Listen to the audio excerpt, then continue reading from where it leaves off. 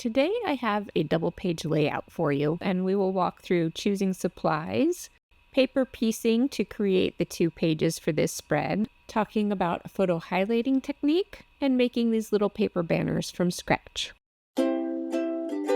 Hello everybody, welcome to Crafty Soup. My name is Misty, where I create with paper and photos in artful ways.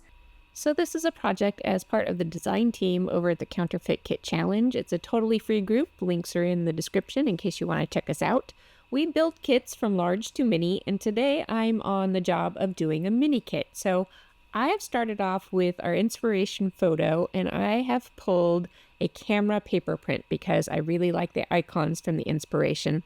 And then I supplemented that with a stripe that has plenty of colors from that photo paper, even though the inspiration kit was mostly greens and blues. Then I pulled some photos to go with this set of papers, and at that point I was ready to start pulling a few more things.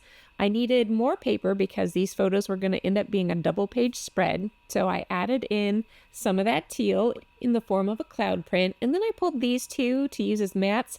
Then I changed my mind. I've got plenty of paper scraps. I wanted to put those to use, so I'm picking and choosing a few different pieces from a pile that I pulled, and I end up with these 3 sheets to work as mats, and we'll see how it goes because they're not all big enough to mat everything. I'll have to mix and match. All right, and then it's on to embellishments. I had pulled some of these things when I put together my main kit, and I will link you up to that video if you want to see more on that. I have some stickers that go beyond the scope of the inspiration because I'm moving towards the theme of my layout. However, there was a little camera in these stickers, so that ties in a little bit.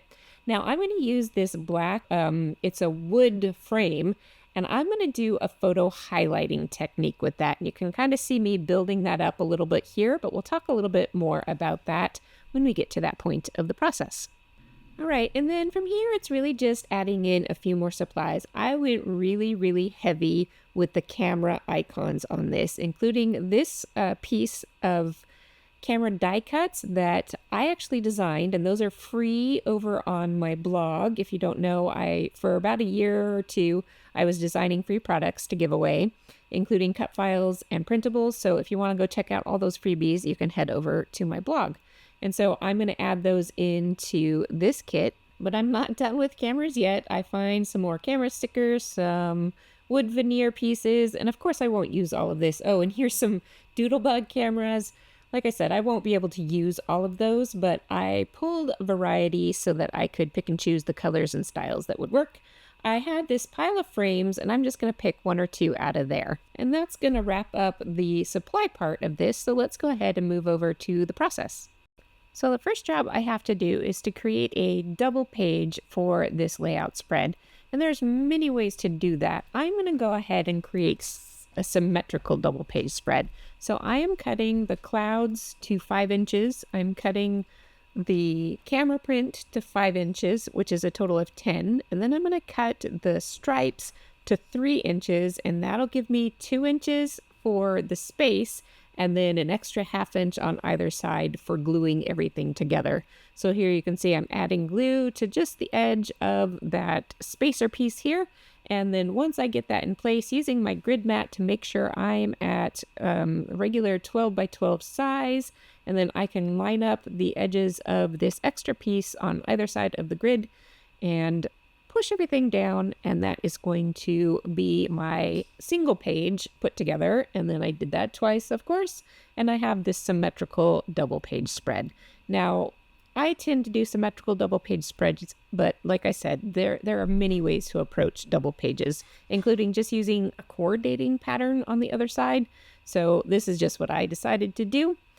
And here is that photo that I mentioned earlier with using a photo highlighting technique. So what I did here was I printed the picture of my daughter's face, or the portion of the picture of my daughter's face, at a zoomed in scale, and then it's a smaller size photo, so it won't take over the focal photo, but it will add to the focal photo. And I'm going to use this particular wood frame, especially since it has arrows that I can align to point to the portion of the picture where this enlargement came from. And I will go ahead and back that wood frame with some pattern paper. And I chose the one that has green and blue on the same paper, which will help me spread out the other green and blue papers I have across various mats on the layout. So you can kind of get a sense of how that will look once I trim down that backer paper. And I have started matting up other photos with the papers that I have left. I'm putting the smaller 3 photos on a single yellow mat, and then the 2 larger photos, which are more of kind of the focal photos, will get their own mats, and I will back them with the reverse side of that green paper, which is a more bluey green. And that will help draw the eye to different areas of the spread. All right, I did off screen go ahead and trim that frame down. I created my title, and now I'm trying to figure out the spacing for my title. I tend to put titles on the left-hand side, but here I'm going to go ahead and put it in the center of this layout. And you'll kind of notice that the way I've got everything laid out so far is I've got this kind of arch going underneath where that title is going to sit. And I think that helps pull everything together design-wise. All right, I did pop up that little zoomed in photo on some foam so that it can sit a little better within that frame so that it's not kind of bumping the edges. And then it is time to start embellishing. I tend to pull off stickers from sticker sheets and put them on the back of my hand for 2 reasons. 1, it keeps track of them, and 2, it de-sticks them so that I can put them on the layout, but if I change my mind, they're not so sticky that they will tear if I decide to peel them up and move them around, which I do on a regular basis. So I chose that Arrow white journal card or frame card, and I'm going to use that as a place to hold my journaling. Now I have lots of extra space in the center of this 2-page spread, so if I need more journaling room than what that card provides, I do have some flexibility there. In the meantime, I'm going to go ahead and use up some of these stickers to start creating little embellishment zones and clusters around various things. So I'm going to create a little scene cluster around the title. And I will use a little bit of foam adhesive to give depth and dimension to different elements. All right, and then I move on to spreading out some of these little cameras around. And at this point, I did not realize it, but I had misplaced the Doodlebug camera stickers. So I'm working with just all these oddball camera stickers that I had left over from other kits of supplies, and I didn't like these colors very much. So it's kind of nice that I forgot about those Doodlebug stickers because I probably would have chose them instead of using up some of these older supplies from my stash because they aren't my favorite colors. At any rate, as I'm moving these cameras around, I had this large camera icon, and I believe that's from a Vicky Boutin set. And I did originally think about putting it here, although you saw me have it up there, and that is where I do finally decide to put it because it does hold a nice place against that title up there in the corner. It also helps offset the cameras from the bottom of the page and bring some of that detail up to the top of the page. So for those 2 reasons, it fit up there the best. All right, now I'm finding a piece of scratch paper from cutting apart all of these elements so that I can create these little caption banners that will go on my photos. And you can see I have some of them done, but let me go ahead and walk you through how I make these. So I just cut the strip of paper. I'm not worried about how long it is right now. At the 1-inch mark, I start writing my little caption. And once that's in place, I will mark my paper 1 more inch after the end of my text. And then I'm going to put a little dot at a 1/4 inch mark on either end of that. And that will give me a space so that I can create the little fishtail banner portion. And then let me show you how I fold it into that dimensional banner. At the edge of the text, I fold it downward. I measure over 1/4 of an inch, and then I fold it upward. And a ruler is very helpful for getting those creases nice. And then once you press them all together, you'll have good creases. And then I repeat this process on the other side.